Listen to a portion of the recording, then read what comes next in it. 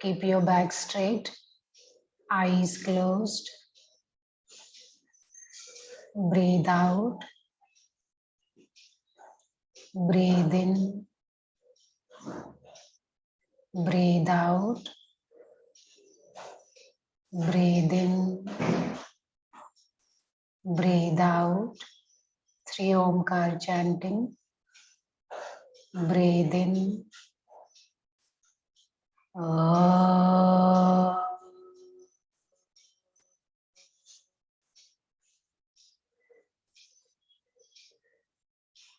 Breathe in.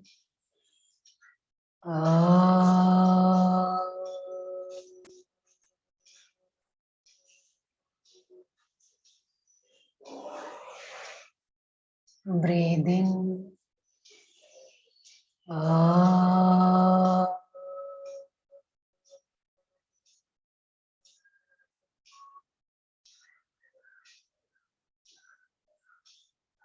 Om Sahana Bhavatu Sahana Bhunaktu Saha Viryam Karavavahe Tejasvinavaditamastu Ma Vidvishavahe.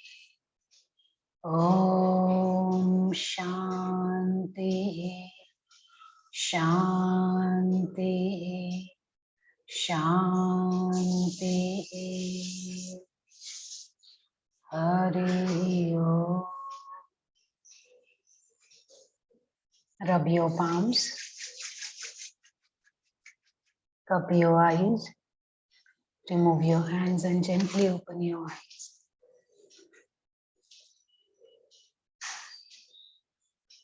चलो, हम लोग कर रहे थे ध्यान बिंदु उपनिषद।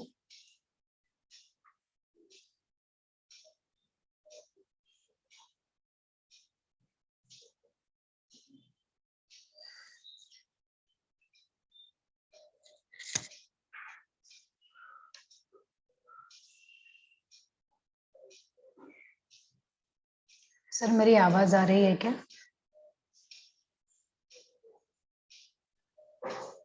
हाँ मैडम, आ रही है। हाँ, लेकिन मुझे लगता है मेरा स्क्रीन बंद हो गया है। हाँ, स्क्रीन नहीं दिख रहा है। हाँ, अभी 1 मिनट फिर से करते हैं।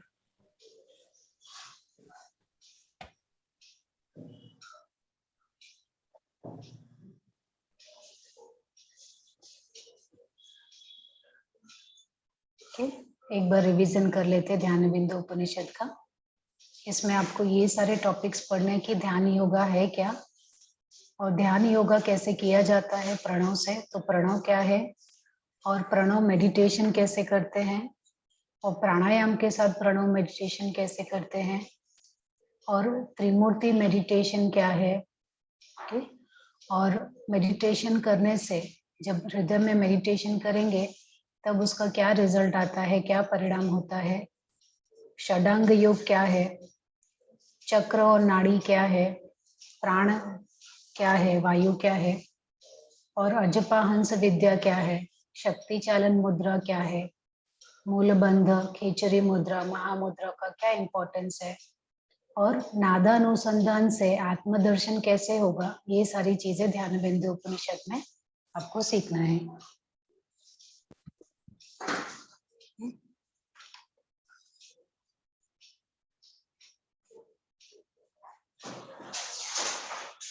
तो इम्पोर्टेंस ऑफ ध्यान योगा हमने लास्ट टाइम किया था कि ध्यान योगा क्यों किया जाता है। ध्यान योगा करने से आपके सारे पाप कर्म जो है वो नष्ट हो जाते हैं, और इसमें ब्रह्म ज्ञान की प्राप्ति के लिए, जीवन मुक्ति के लिए आपको प्रणव ध्यान का टेक्निक बताया है।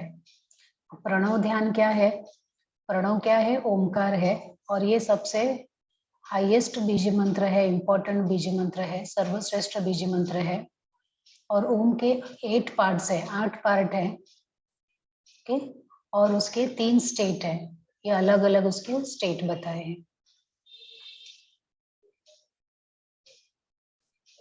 और हर एक ओमकार का एक अक्षर क्या रिप्रेजेंट करता है, वो है अकार, उकार और मकार। और प्रणव मेडिटेशन की टेक्निक क्या है, उसके लिए यहाँ पे उन्होंने धनुष बाण का एग्जाम्पल दिया था कि आपका जो ब्रह्म है वो टारगेट है, इस तरह से एग्जाम्पल देते हुए। और दूसरा एग्जाम्पल उन्होंने दिया था आरणी मंथना का, कि ऊपर और नीचे की जो आरणी है वो आपकी प्रणव है और आपका मन है, और जो चर्निंग प्रोसेस है वही मेडिटेशन है।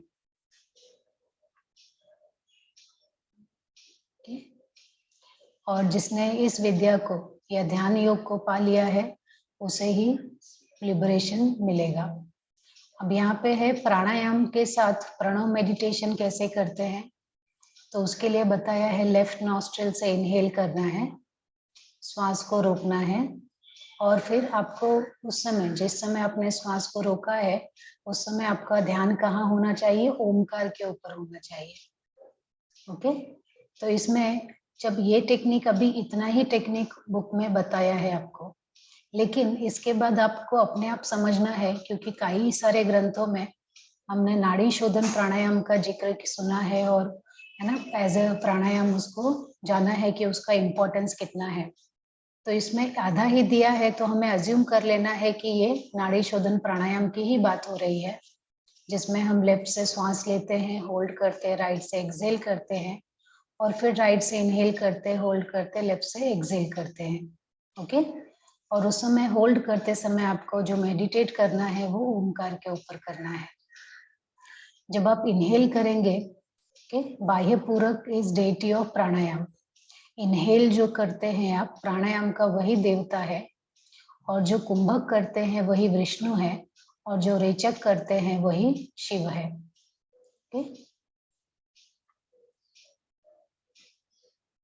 अब यहाँ पे त्रिमूर्ति प्राणायाम का भी ध्यान बिंदु उपनिषद में ध्यान की विधियां बताई गई हैं कई, उसमें से आपने देख लिया, पहला ओमकार का, दूसरा प्राणायाम के साथ, और यहाँ पे तीसरा है त्रिमूर्ति मेडिटेशन, है ना। त्रिमूर्ति मतलब तीन मूर्तियों के ऊपर ध्यान लगाना। सो वाइल पूरक मेडिटेट अपॉन विष्णु, चार भुजाओं वाले, सिचुएटेड इनटू नेवल। जब आप इनहेल करेंगे, पूरक करेंगे, तब आपको विष्णु देवता का ध्यान लगाना है ना, जिनकी चार भुजाएं हैं, और उनका स्थान कहाँ पे है, आपके नेवल के पास है। जब आप कुंभक करेंगे, श्वास रोकेंगे, तब आपको ब्रह्मा के ऊपर ध्यान लगाना है। ब्रह्मा चतुर्मुख है, उनके चार मुख हैं, और वो आपके हृदय के पास सिचुएटेड है। उनका स्थान कहाँ पे है, आपके हृदय के पास। And while Rechak meditate upon Shiva situated into eyebrow center. और आपको जब रेचक करेंगे, जब आप श्वास छोड़ेंगे, तब आपको शिव के ऊपर ध्यान लगाना है, जिनका स्थान है आपका ललाट या दोनों आईब्रो सेंटर के बीच में। तो इस तरह से पूरक, कुंभक और रेचक करते हुए अलग अलग देवताओं के ऊपर शरीर के अलग अलग स्थान पे ध्यान लगाते हुए मेडिटेशन करने को ही त्रिमूर्ति मेडिटेशन कहा जाता है। क्लियर है यहाँ तक? Okay, now results of meditation into heart. अब जब आप ध्यान लगाते हैं तो ध्यान लगाने का आपको कुछ ना कुछ परिणाम मिलता है। तो यहाँ पे एक ध्यान ऐसा भी बताया है जो आपको हृदय पे ध्यान लगाना है। जब आप हृदय पे ध्यान लगाएंगे तब उसका क्या परिणाम होगा वो बताया है। Meditate on Surya, Chandra and Agni respectively situated into heart with beej mantra मम। एंड अब आपको हार्ट का जो मेडिटेशन करेंगे, हृदय में जो मेडिटेशन करेंगे, उसमें आपको पहले सूर्य के ऊपर मेडिटेशन करना है, फिर चंद्र के ऊपर और फिर अग्नि के ऊपर। और ये तीनों कहाँ सिचुएटेड हैं, आपके हृदय के अंदर ही उनका स्थान है। चंद्र, सूर्य का, चंद्र का और अग्नि का, इन तीनों का स्थान आपके हृदय में है। और हृदय पे ही ध्यान लगाते हुए आपको मम, म के ऊपर डॉट है ना, ये बीज मंत्र का उच्चारण करते हुए आपको ध्यान लगाना है। तो जप मेडिटेशन करते हुए आप ध्यान की तरफ जाएंगे, मानसिक ध्यान की तरफ। और बताया है अभी उसको आगे उन्होंने बताया है कि ये सारे मेडिटेशन जब आप करते हो तब उसका क्या परिणाम होता है, वो भी आगे बताया है कि जो कोई भी एक जीवात्मा है, जीवात्मा मतलब कोई भी एक सोल है या आपकी जो आत्मा है, एक जो जीव है ना, उसके 3 स्टेजेस होते हैं। ऐसे तो 4 है लेकिन यहाँ पे उन्होंने 3 बताया है, जागृत, स्वप्न, सुसुप्ति और तुरिया। तुरिया ही मनोन्मनी या उन्मनी अवस्था है, जो आप जिसको समाधि अवस्था या उसके आगे की अवस्था बोल सकते हो। तो जागृत अवस्था क्या है? इस समय हम जाग रहे हैं, आप अटेंटिव होके सुन रहे हो या कोई एक्टिविटी कर रहे हो, तो ये आपके अंदर का जो जीव है, जो आत्मा है, उसी की ये जागृत अवस्था है। और जब आप सो जाते हो और सोने के दौरान जब आपको नींद आती है तो वो भी आपकी एक अवस्था है, स्लीपिंग भी आपकी एक अवस्था। उस समय आप जागृत नहीं हो, सो रहे हो, लेकिन उस समय आप सपना देख रहे होते हो, एक्टिविटी है लेकिन आप अवेयर नहीं हो उसके साथ, है ना। बॉडी रिलैक्स है, माइंड एक्टिव है और आप स्वप्न अवस्था में हो, वो भी एक आपकी अवस्था है। और तीसरी जीव की अवस्था होती है सुषुप्ति अवस्था। सुषुप्ति अवस्था कौन सी है? नींद में ही, जब आप स्वप्न नहीं देख रहे हो, गहरी निद्रा की अवस्था में हो, है ना, जब आप नींद में हो लेकिन स्वप्न नहीं देख रहे हो और जाग भी नहीं रहे हो। जब आप जागते हो तो आपको अवेयर होता है कि हाँ मैं जाग गया हूँ। जब आप स्वप्न देखते हो तो किसी किसी को पता चलता है कि मैं स्वप्न देख रहा हूँ, पर और किसी किसी को नहीं भी पता चलता, उठने के बाद पता चलता है कि मैं स्वप्न देख रहा हूँ। लेकिन जो सुषुप्ति अवस्था है उसमें आपको पता ही नहीं चलता कि मैं सुषुप्ति अवस्था में हूँ। जब उस अवस्था से आप अगर बाहर आएंगे और उस समय आपकी गहरी नींद होती है, उसी में आप, है ना, एकदम पूरी तरह से आपका मन और शरीर दोनों रिलैक्स हो जाता है, तो वो गहरी निद्रा की अवस्था है, डीप रिलैक्सेशन स्टेट। और ये अवस्था आपको नींद से भी मिलती है, गहरी नींद से भी, और साथ में आप ये अवस्था मेडिटेशन के थ्रू भी प्राप्त कर सकते हो। जब आप ध्यान लगाएंगे, जब आप गहन समाधि में जाएंगे, ध्यान में जाएंगे, तब भी आपको ये अवस्था मिलती है, सुषुप्ति अवस्था। तो जीवात्मा के 3 ही स्तर है या उसके 3 ही स्टेजेस है। Either you are in awaking state, या तो आप जागृत अवस्था में हो, या आप स्वप्न देख रहे हो, स्वप्न अवस्था में हो, या आप सुषुप्ति अवस्था में हो। ओके, नाउ जीवात्मा हैज 3 वेज, उत्तरायण, दक्षिणायन एंड रिइंकार्नेशन, पुनर्जन्म। अभी आपने मेडिटेशन किया, लेकिन मेडिटेशन करने के बाद आपको उसका क्या परिणाम होगा, वो आपका, जब अपना ये शरीर आप छोड़ोगे, है ना, उस समय आपकी जो अवस्था है, आपके मेडिटेशन का जो स्तर है, जो लेवल है, वो लेवल से आपको पुनर्जन्म मिलता है, या फिर आपको लिबरेशन मिलेगा, मोक्ष मिलेगा, या तो आपको पुनर्जन्म मिलेगा, या तो आपको स्वर्ग मिलेगा। इस तरह से बताया है। तो उत्तरायण, दक्षिणायन और रिइंकार्नेशन, ओके, अगर आफ्टर लिविंग बॉडी द जीवात्मा who goes to उत्तरायण और देवयान gets liberation and there is rebirth, अगर मरने के बाद जो जीवात्मा है वो उत्तरायण से जाती है, ओके, या देवयान की गति उसको मिलती है, तो उसको लिबरेशन मिल जाता है, मोक्ष मिल जाता है, और फिर उसे रीबर्थ नहीं होता है। वो किनको मिलता है? जो लोग निष्काम कर्म करते हैं, है ना, ऐसे लोगों को उत्तरायण मिलता है और उनको देवयान की गति मिलती है और फिर से उनका पुनर्जन्म नहीं होता है। Now after living body the जीवात्मा हु गोज टू दक्षिणायन और पित्रायण, है ना, जिनको पित्रायण या दक्षिणायन की गति मिलती है, गोज टू स्वर्ग लोक and after comes back to संसार।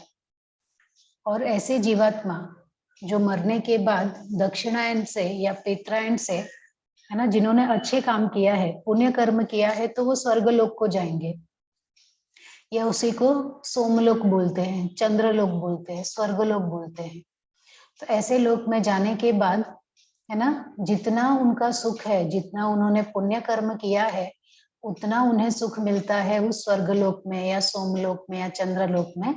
और जब उनका पुण्य कर्म का कोटा खत्म हो जाता है, तब वो फिर से संसार में वापस रीबर्थ करते हैं, फिर से वापस उनका पुनर्जन्म होता है। Okay, third way is rebirth. After leaving the body, जीवात्मा goes into another body and this cycle goes on. और तीसरा है, अगर जीवात्मा ने किसी प्रकार का कोई ध्यान नहीं किया है, मेडिटेशन नहीं किया है ना, तो वो क्या करेगा, ये शरीर छोड़ने के बाद जब उसकी मृत्यु होती है तब उसे दूसरा शरीर मिल जाता है।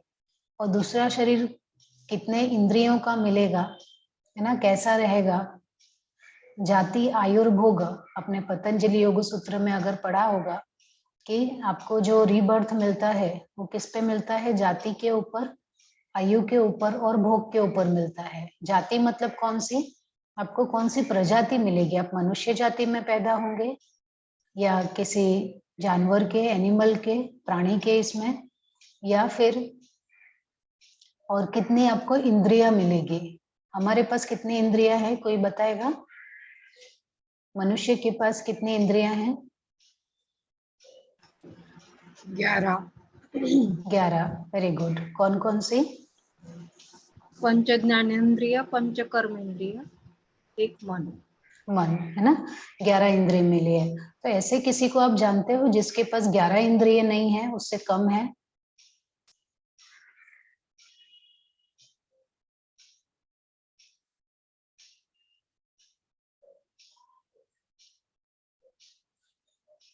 मालूम है ऐसा कोई जिसके पास इंद्रिय कम है, हमसे भी कम इंद्रिय है, ऐसे किसी जानवर को मालूम है आपको? स्नेक मालूम है, सांप, उसको कितने, उसको कौन सी इंद्रिय नहीं है, अगर आपको कॉमनली मालूम होगा तो?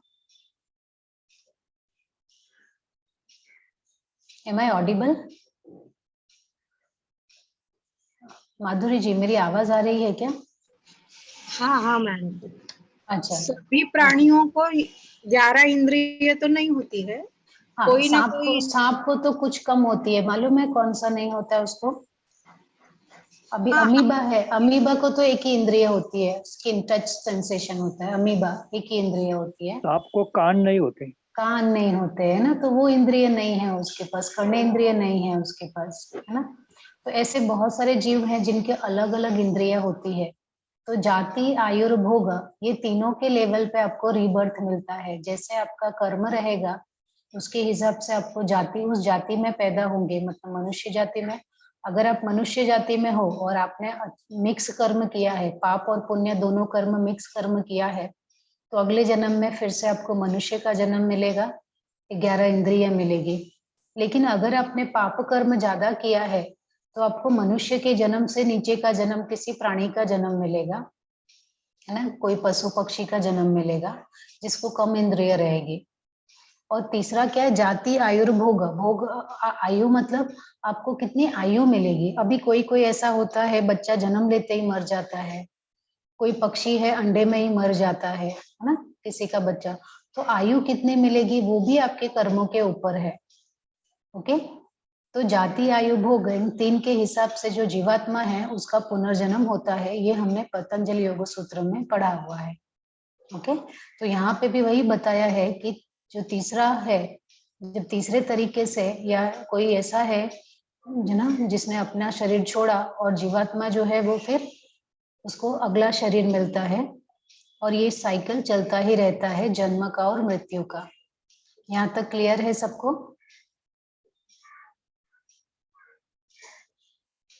ओके,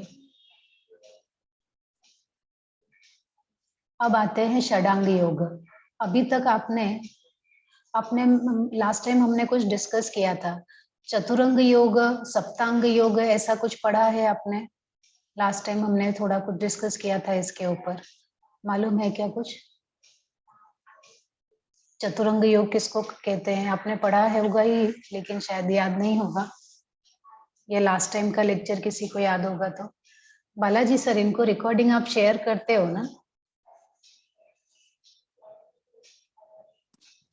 अभी तक तो नहीं किया मैडम। करते हैं ना सर? नहीं। नहीं करते, अच्छा इसके लिए ठीक है। तो लगता है लेक्चर भी कोई ठीक से सुनते नहीं है, और रिकॉर्डिंग तो जाने ही दो।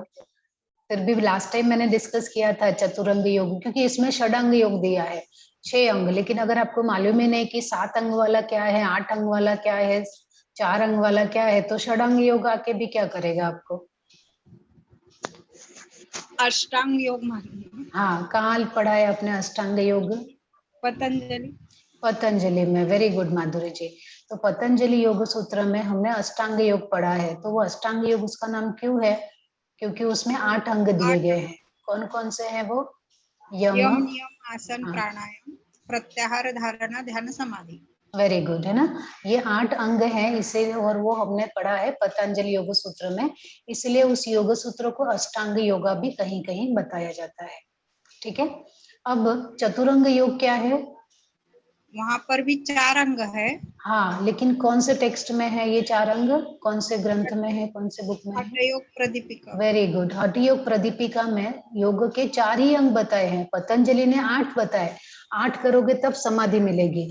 लेकिन स्वात्माराम जी को लगा नहीं, 4 स्टेप ही बराबर है, इतना ज्यादा क्यों करने का। 4 स्टेप में भी आपको समाधि मिल जाएगी। और एक सप्तांग योग भी है, तो वो कौन सा है? घेरंड संयुक्त। हिरण्य संहिता, है ना। बाकी सब भी पार्टिसिपेट करूँ ना, माधुरी जी अकेले क्यों बोले? बाकी सबको मजा नहीं आ रहा है क्या, या अच्छा नहीं लग रहा है क्या? बाकी सब भी आपका वीडियो ऑन करके तो बैठिए, पार्टिसिपेट कीजिए। ठीक है। तो सप्तांग योगा, सप्तांग योगा क्या है? हिरण्य संहिता, और उसे महर्षि घेरण्य ने लिखा है। तो उसमें योगा के महर्षि के हिसाब से, घेरण्य मुनि के हिसाब से कि 7 अंग बराबर है समाधि पाने के लिए। उसके लिए 8 क्यों चाहिए, 4 क्यों चाहिए? उनके लिए 7 बराबर था। तो वैसे ही यहाँ पे ध्यान बिंदु उपनिषद में उन्होंने सिर्फ षडांग योग बताया। 6 अंग काफी है समाधि में जाने के लिए या रियलाइजेशन के लिए। यहाँ तक क्लियर है सबको?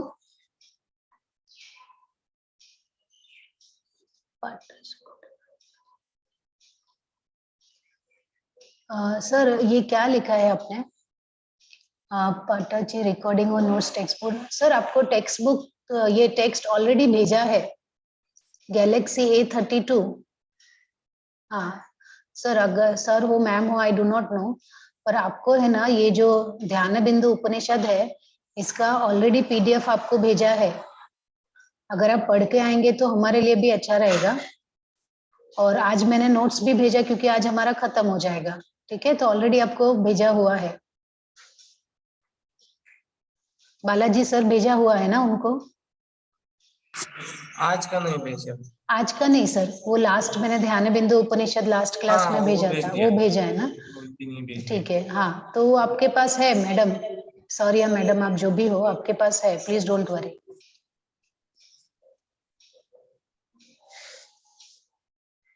ओके, तो अब यहाँ पे षडांग योगा, ध्यान बिंदु उपनिषद में षडांग योगा है।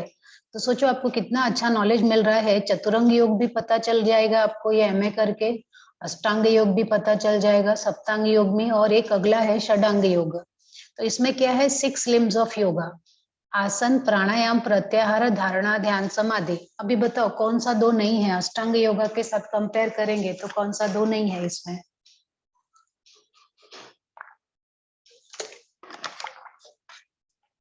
अष्टांग योगा। हाँ यम, नियम। हाँ, यम और नियम बिगिनिंग के जो 2 स्टेजेस हैं, 2 स्टेप्स है, वो इसमें नहीं है। ओके, तो आसन, प्राणायाम, प्रत्याहार, धारणा, ध्यान, समाधि सीक्वेंस भी एकदम वैसे ही है जैसे पतंजलि योग सूत्र के अष्टांग योग में है। सिर्फ पहले के 2 अंग इसमें नहीं दिए गए हैं। ओके, अब इसमें आसन कितने हैं? आसन के लिए उन्होंने बताया है कि आसन तो सिर्फ 4 है।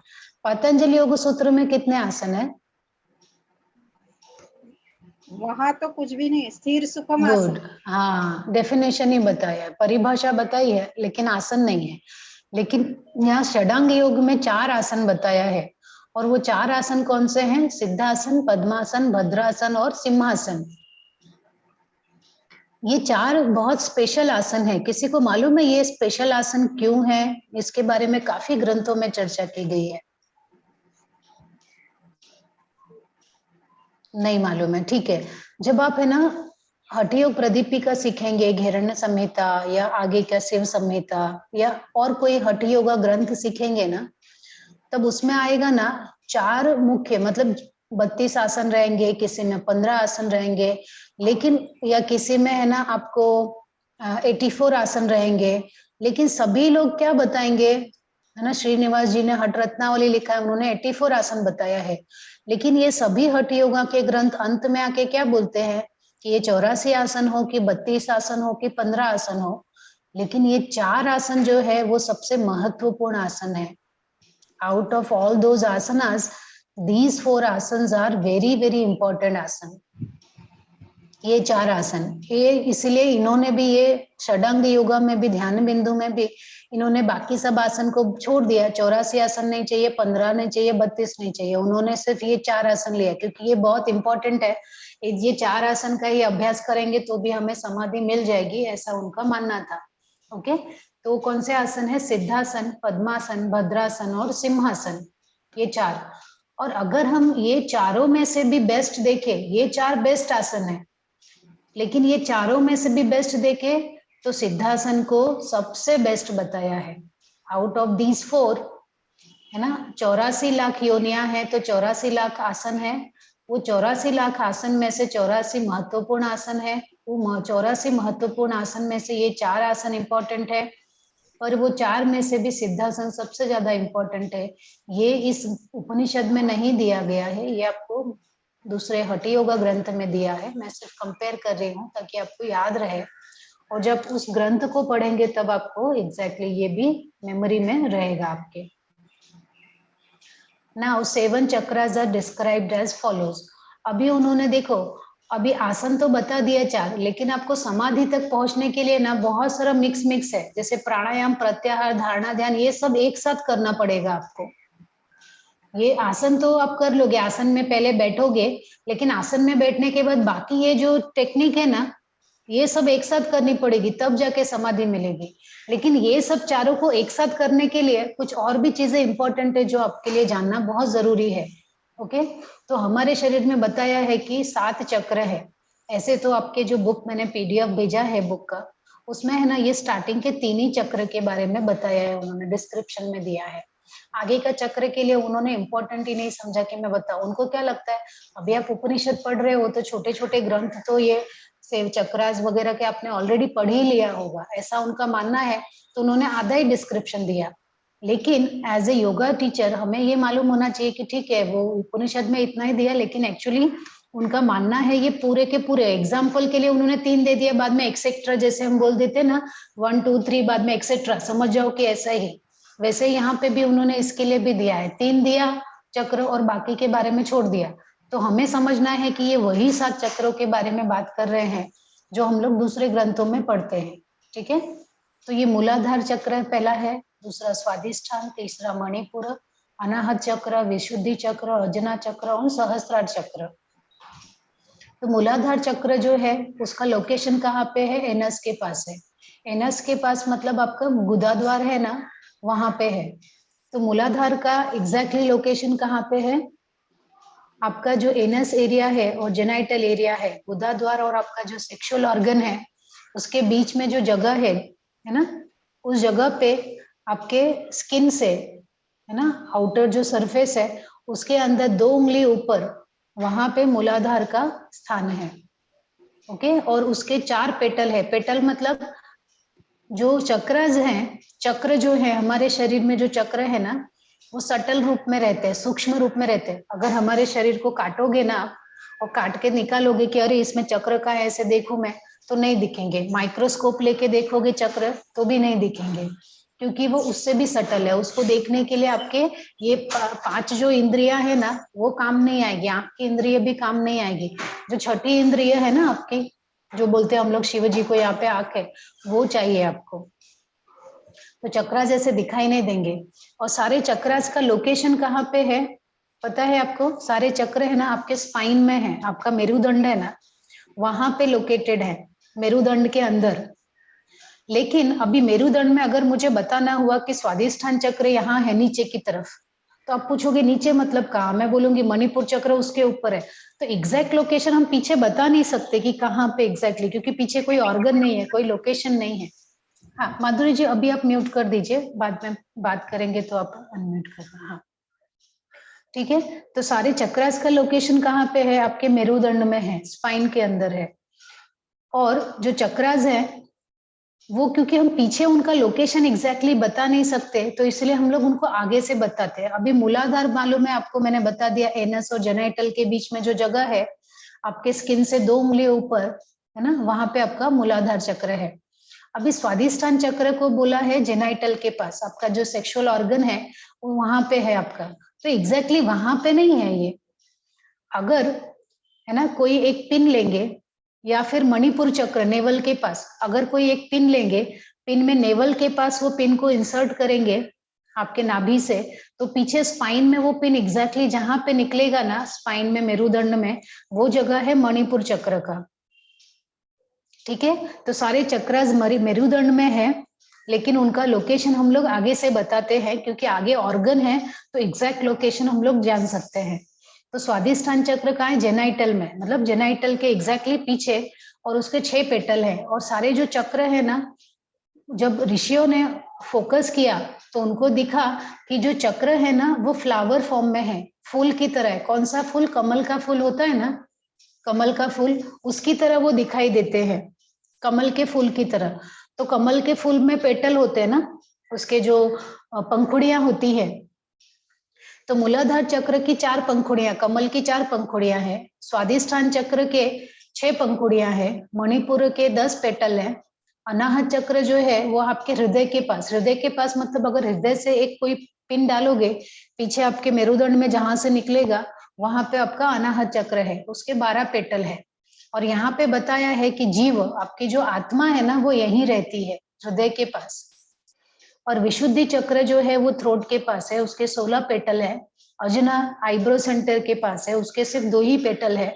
और बाद में सहस्त्रार चक्र है।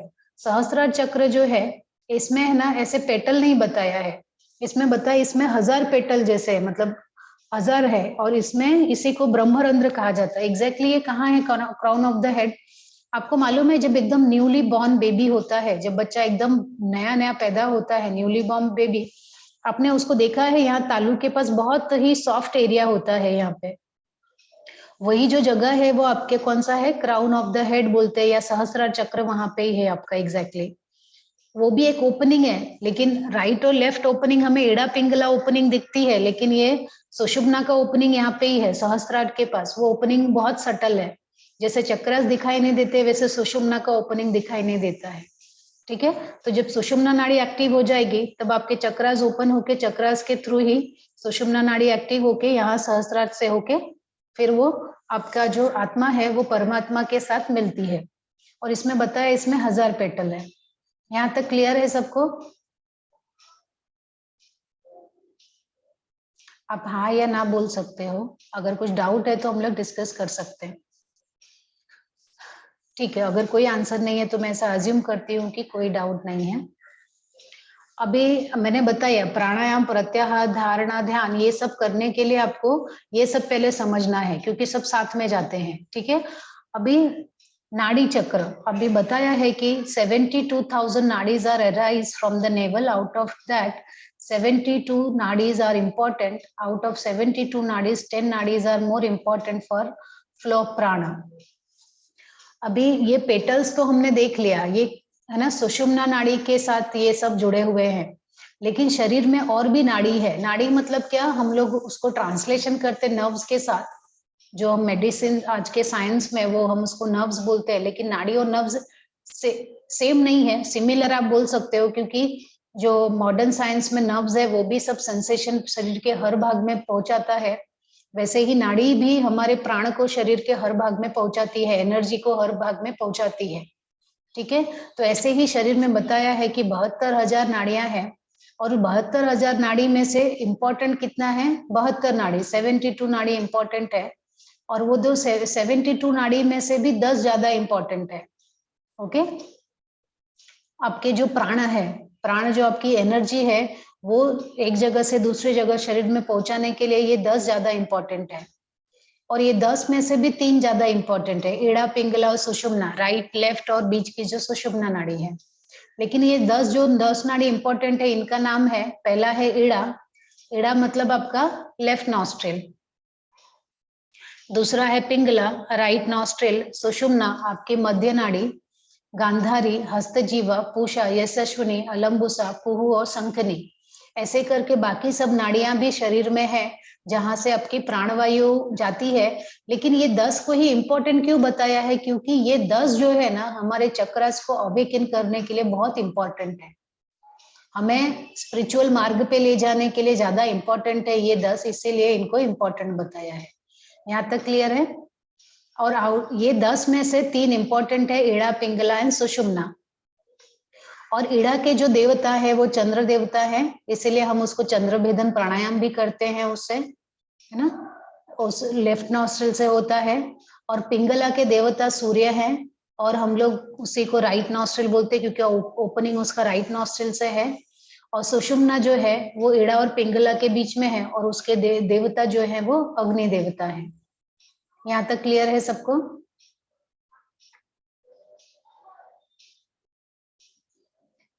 अभी आपने नाड़ी तो देख ली कि ये नाड़ी है, लेकिन नाड़ी के अंदर से क्या जाता है? प्राण जाता है। जैसे आपके पानी की पाइपलाइन होती है ना, एक जगह से दूसरी जगह जाती है, वैसे ही, लेकिन बहुत सटल फॉर्म में। आप इसको है ना इलेक्ट्रिसिटी के साथ कंपेयर करो। आपके घर में लाइट है, लाइट जो आई है आपके घर में, ये जो बल्ब जल रही है, ये पंखा जो चल रहा है, वो किससे आई है? इलेक्ट्रिसिटी से चल के आई है ना। इलेक्ट्रिसिटी के लिए पतले पतले वायर है ना, है ना, वो वायर तो हमें दिख रहे हैं, लेकिन वो वायर के अंदर का इलेक्ट्रिसिटी किसी को दिख रहा है क्या?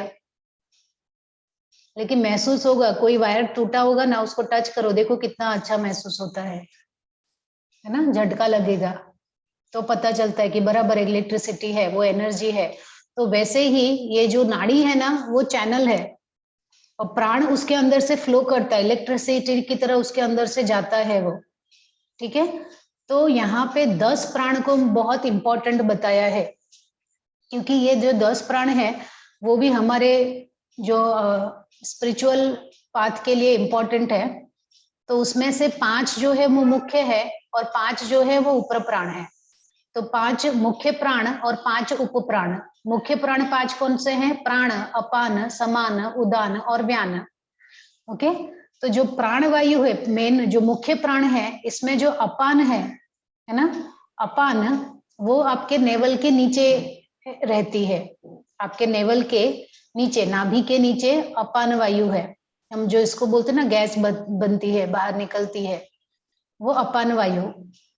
और नेक के ऊपर उदान वायु, याद कैसे रखना है? ऊपर उदान, ऊपर उदान।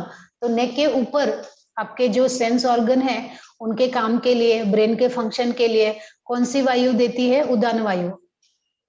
इनका नाम अलग अलग क्यों रखा है? जैसे कि आपने देखा होगा एनाटॉमी में, आपने पढ़ा होगा मसल या बोन के बारे में पढ़ा है क्या? एनाटॉमी फिजियोलॉजी में कोई टॉपिक हुआ आपका एनाटॉमी का?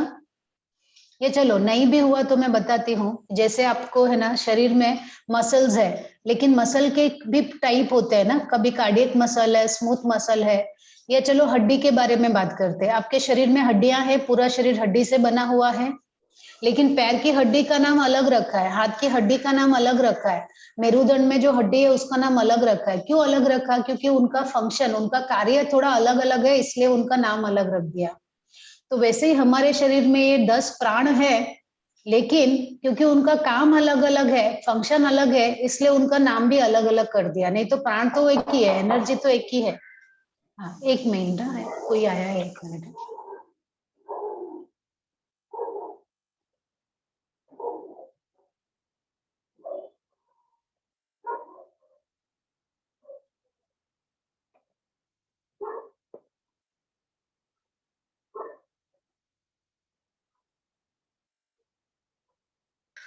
हाँ सॉरी। ओके, तो ये जो 5 प्राण है और 5 उप प्राण है, उसमें पहला है प्राण। प्राण मतलब आपके जो चेस्ट एरिया के पास है, लंग्स के पास है, जिससे आपका हृदय का काम होता है, जिससे आपके ब्रीदिंग का काम होता है, लंग्स का काम होता है, वो है प्राण वायु का। दूसरा है अपान। अपान वायु आपके नेवल के नीचे है, तो नेवल के नीचे उसका कार्य क्या है? आपका जितने भी अशुद्धियां शरीर के बाहर निकलती हैं, है ना, यूरिन है, स्टूल है, वो सब काम किसका है? अपान वायु का। समान वायु का काम क्या है? खाना, भोजन को पचाना। तो आपके चेस्ट और आपके नेवल के बीच की जो जगह है वहां पे समान वायु रहती है, स्टमक के पास। आपका स्टमक, आपका लीवर, आपका पैनक्रियाज, है ना, आपका फूड पाइप, ये सब काम समान वायु का है कि वहां से समान वायु रहती है जिससे कि डाइजेशन अच्छा हो, पाचन अच्छा हो। अभी उदान वायु, नेक के ऊपर उदान वायु कार्य करती है, तो नेक के ऊपर जितने ऑर्गन है, ब्रेन का फंक्शन हो या आपके आंखों की इंद्रियों का फंक्शन हो, वो सब काम किसका है? उदान वायु का। और इसके अलावा बाकी सब जगह व्यान वायु है, आपके हाथों में, पैरों में। व्यान मतलब कैसे याद रखोगे? व्याप्त, व्याप्त मतलब एवरीवेयर। तो जो सब बाकी सब जगह है वो है व्यान वायु। हाँ, गैलेक्सी A32 आपको कुछ पूछना है क्या? आपने अनम्यूट किया है।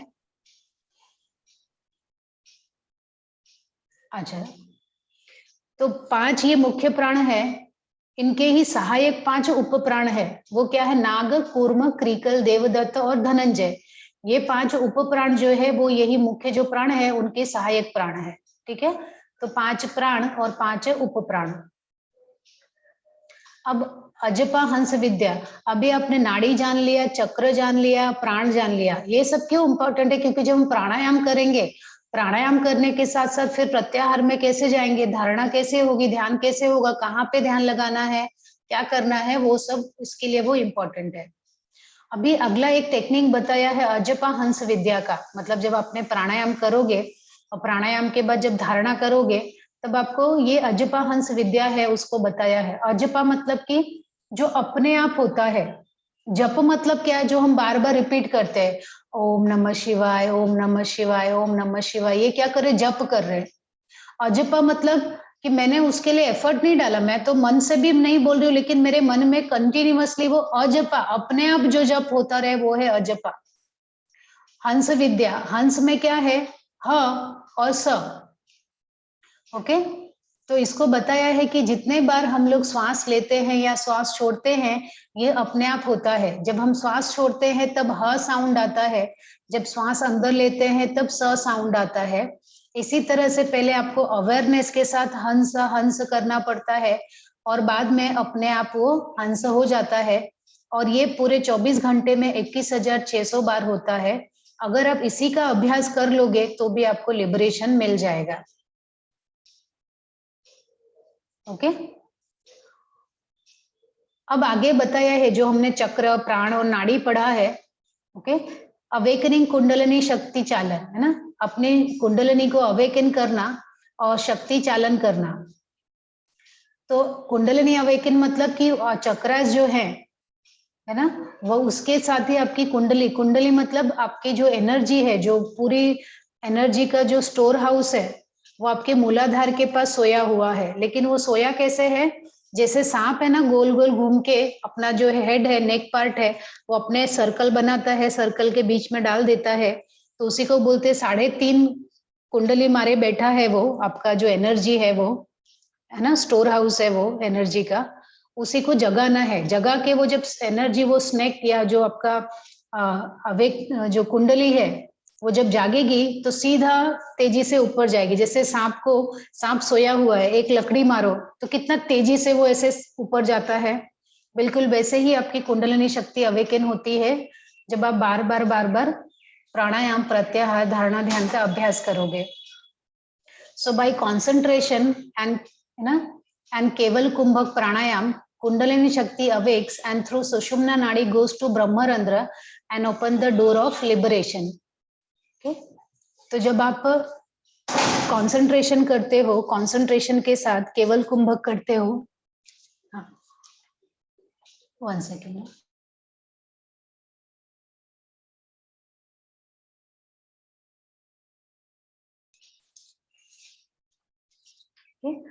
कंसंट्रेशन मतलब जब आप ध्यान करोगे, धारणा करोगे, किसके साथ? केवल कुंभक के साथ। केवल कुंभक क्या है? श्वास को रोक लेना। श्वास रोकने के साथ जब करोगे, मतलब प्राणायाम करोगे, प्राणायाम के साथ प्रत्याहार होगा, प्रत्याहार के साथ धारणा जब करोगे, तब आपकी ये कुंडलिनी शक्ति अवेकन होती है। कुंडलिनी शक्ति अवेकन मतलब आपके एक एक चक्र ओपन होते जाएंगे और एक एक चक्र से आपका जो प्राणवायु है सुषुम्ना नाड़ी से होके ऊपर जाएगी, और जब ये ब्रह्मरंध्र में पहुंच जाएगी तब आपको आपका जो चक्र है ओपन हो जाता है, कुंडलिनी शक्ति अवेकन हो जाती है और आपको लिबरेशन उससे भी मिल जाएगा। तो पहला लिबरेशन कहाँ से मिलेगा? अगर आप अजपा हंस विद्या प्रैक्टिस करोगे तो भी मिलेगा, अवेक कुंडलिनी शक्ति को जागृत करोगे तब भी मिलेगा। और शक्ति चालन मतलब एक ये प्रैक्टिस है, हठ योग प्रदीपिका में या हठ जो ग्रंथ है उसमें बताया है कि शक्ति चालन विद्या से भी आप कुंडलिनी शक्ति को अवेकन कर सकते हो। Sitting in padmasana, applying jalandhara and mulabandha in Bhairavi और अंजलि मुद्रा, मेडिटेट ऑन ब्रह्म। ठीक है, तो शक्ति चालन में क्या करना है आपको, ये जो आपकी कुंडलिनी शक्ति है उसी को चलाना। चलाना मतलब ऊपर नीचे अवेयरनेस लेके जाना। तो पद्मासन में बैठो, जालंधर और मूलबंध लगा लो, और अंजलि मुद्रा मतलब प्रणाम मुद्रा रहती है ना वैसे, या भैरवी मुद्रा लगा के आप ब्रह्म के ऊपर मेडिटेट करते हुए, ध्यान लगाते हुए भी आपको है ना लिबरेशन या कुंडलिनी शक्ति आपकी जागृत हो सकती है। तो ये इतने प्रकार बताए हैं लिबरेशन के या आपको कुंडलिनी शक्ति अवेकनिंग के। अब इसमें बताया है, अभी यहाँ पे मूल बंध और जालंधर बंध आया तो उसके बारे में भी उन्होंने बता दिया कि 3 बंध है, मूल बंध है, जालंधर बंध है और उड्डयन बंध है। ये तीनों बंध आप दूसरे ग्रंथों में भी पढ़ते हो तो उन्होंने उसके बारे में थोड़ा ही डिस्क्रिप्शन दिया है। तो मूल बंध कहाँ लगता है, आपका एनस जो एरिया है उसका जब आप कॉन्ट्रैक्शन करते हो, प्राणवायु को रोकते हो वहां से, तब वो मूल बंध है। जालंधर बंध कहाँ है, जब आप चिन्ह को लॉक करते हो, है ना, प्राणवायु को ऊपर नहीं जाने देते हो, तब वो आपका जालंधर बंध है। और उड्डयन बंध कहाँ है, एब्डोमेन के पास, स्टमक लॉक। जब आप प्राणवायु को वहां पे रोकते हो स्टमक के पास और पुश करते हो सुषुम्ना नाड़ी की तरफ, तब वो है उड्डयन बंध। लेकिन बंध लगा लिया, बंध के साथ प्राणायाम किया, उसके साथ आपने बंध लगाया, लेकिन बंध लगाने के साथ साथ आपको मुद्रा भी लगानी है। तो मुद्रा में कौन सी है, थ्रू खेचरी मुद्रा के वज्रोली सिद्धि। अभी इसमें बताया खेचरी मुद्रा। खेचरी मुद्रा का पूरा डिस्क्रिप्शन आपको हठ योग प्रदीपिका में मिलेगा, यहाँ पे भी उन्होंने थोड़ा सा डिस्क्रिप्शन दिया है। खेचरी मुद्रा क्या है, जब आपका जो ये टंग है ना, आपका जो जीभ है, टंग है, उसका जो टिप है, टंग का जो आगे का हिस्सा है, tip of the tongue, you are touching to your upper palate, आपके ऊपर के तालू पे टच करना है। ओके, मुंह बंद किया, आपके ये tip of the tongue, you are touching to upper palate, लेकिन सिर्फ ऊपर ले जाके उसको टच मत करो, अंदर की तरफ भी ढकेलो, एपिग्लॉटिस की तरफ। ओके, टंग लिया, टिप ऑफ द टंग को ऊपर के तालू पे टच किया और उसके बाद अंदर ले लो, वो क्या है, खेचरी मुद्रा है। और खेचरी मुद्रा से ही आपको वज्रोली सिद्धि होगी। वज्रोली सिद्धि मतलब कि अब आपका सेक्सुअल है ना जो डिजायर है वो आपकी खत्म हो जाएगी। और उसके बाद महामुद्रा भी बताया है। महामुद्रा में है ना, ये हम लोग ने जिसने वाईसी भी किया होगा या आपने हठ प्रदीपिका किया होगा उनको मालूम होगा महामुद्रा मुद्रा में आता है। तो इसको करने के लिए जानु सिरासन जैसे करते हैं ना, जानु सिरासन एक आसन है, जैसे पश्चिमोत्तानासन करते हो, जब एक लेग से पश्चिमोत्तानासन करते हो, एक पैर को फोल्ड करते हो ना, तो वो पोजीशन में बैठ के अपने अंगूठे को दोनों हाथ से पकड़ के, पैर के अंगूठे को, और तीनों बंध लगा के और अपने सातों चक्रास के ऊपर अपने अवेयरनेस को लेके जाना, वही है महामुद्रा। और महामुद्रा करने से, उसका अभ्यास करने से आपके शरीर में वात, पित्त और कफ तीनों भी बैलेंस हो जाते हैं।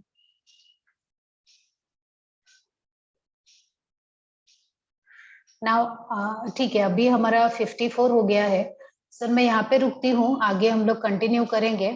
प्लीज आपके नोटबुक में लिखना 11 पीपीटी का, 11 पीपीटी नंबर, पेज नंबर 11 है, बस थोड़ा ही बाकी है।